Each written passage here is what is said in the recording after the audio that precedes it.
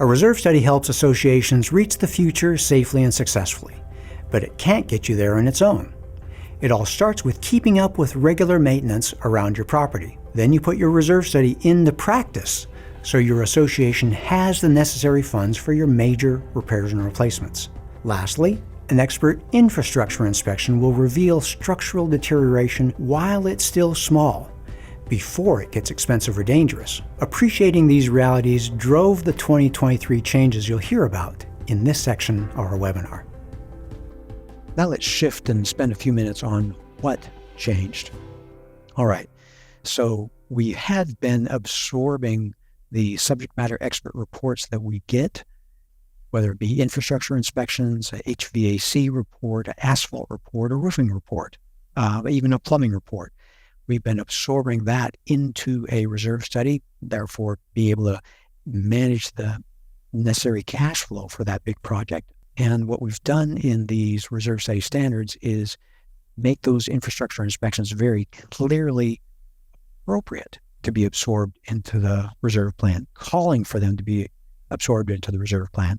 Same thing with preventive maintenance on the early side of issues. If you're doing the preventive maintenance in a timely manner, that's going to extend the life of your reserve projects, make things last longer, and making it less likely that you'll have those cracks and flaws and deferred maintenance that start really deteriorating the physical bones of a building. So there's this concept that we want to build these three things together, and together that's what's going to do that's going to create a healthy situation for the association. In that CAI Research Foundation report, they talked about adding infrastructure inspections. Well, now we're adding preventive maintenance inspections, not done by the reserve study provider, but just gathering that information, absorbing that information, and making sure it exists in that budget and cash flow plan that is the reserve study, allowing the association to have the cash to get those necessary projects done.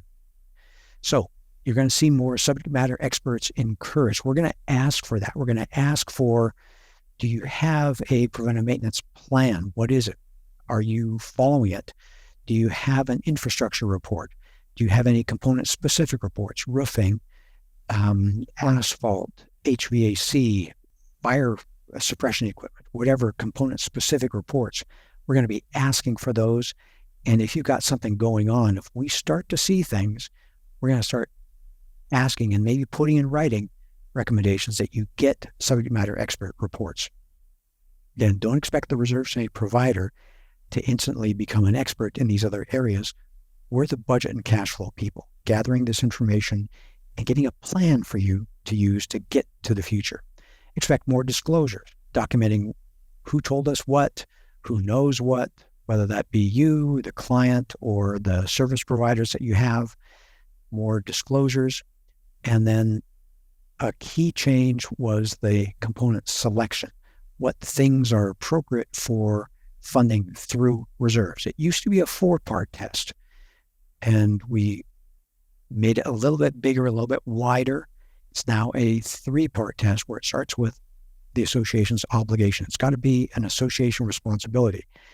Then you need to be able to see and anticipate that project, and that project needs to be material in size, basically significant. You need to be able to estimate it, not a guess, and it will include all direct and related costs. We wanted to make that very clear. So this widens the net to catch one-time projects. It widens the net to very clearly articulate that projects like a major infrastructure report that can cost $50,000 to $100,000, that shows up in the reserve study. There were a number of reserve study providers that thought reserve components were only things, roofs, asphalt, but reserve projects are now any expense, calling them projects, not things. We're moving towards calling them projects, to move away from anyone thinking that it has to be a tangible thing that you can touch. Another change is the old standards used to say plan forward at least 20 years. Well, now that minimum is 30 years.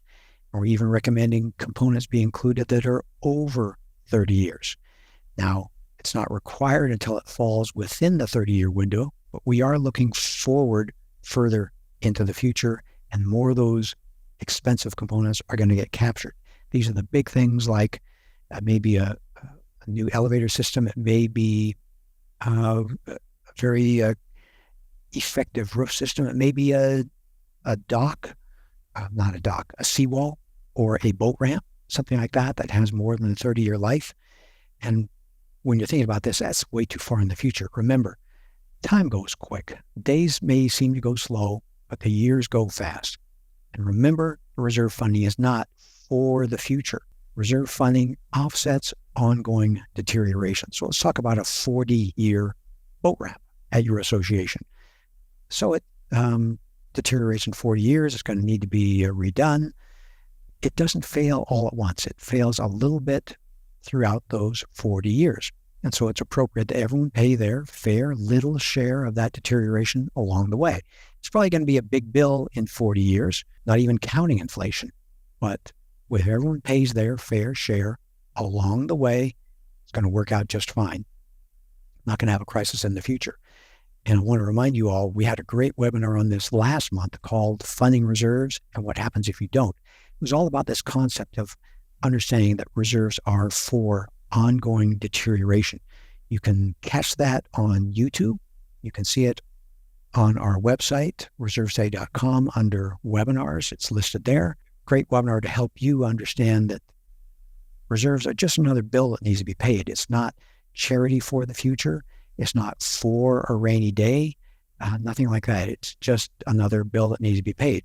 And one key element in the new standards is it clearly says best practice is a site inspection-based reserve study at least every 3 years. Now, some of you live in states where there's no time cycle that's required by law, and some states have a time cycle that says update your reserve study every 5th year.